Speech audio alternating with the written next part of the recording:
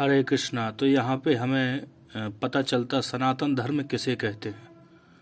तो हम चर्चा करेंगे भागवत पुराण स्कंद 7 अध्याय 11 है श्लोक 2 में। युधिष्ठिरवाच श्री युधिष्ठिरवाच भगवान श्रोतुमिच्छामि नृणाम धर्मम सनातनम वर्णाश्रमाचार्युतम यत् पुमान विंद्यते परम।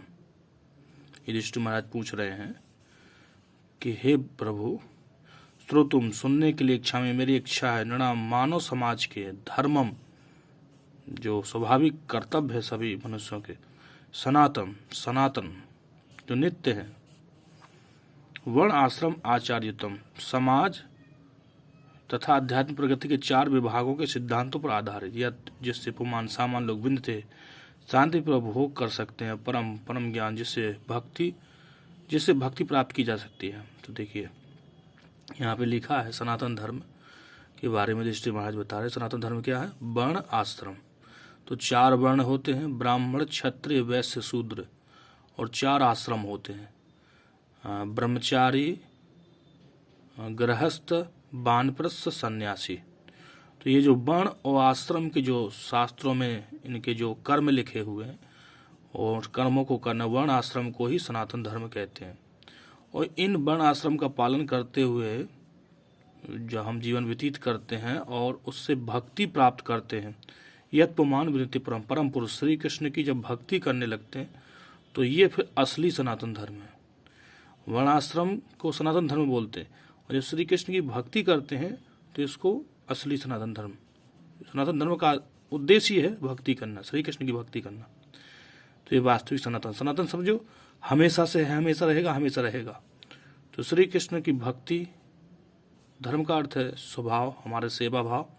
तो सेवा, श्री कृष्ण की सेवा करना ये परम धर्म है, इसी को सनातन धर्म कहते हैं। देखिए और अनुवाद पढ़ते हैं। महाराज युधिष्ठिर ने कहा, हे प्रभु, मैं आपसे धर्म के उन सिद्धांतों के विषय में सुनने का इच्छुक हूँ जिनसे मनुष्य जीवन के चरम लक्ष्य भक्ति को प्राप्त कर सकता है। मैं मानव समाज के सामान्य वृत्ति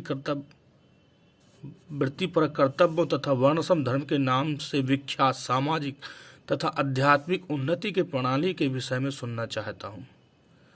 तो ये देखिए सनातन धर्म का अर्थ है भक्ति।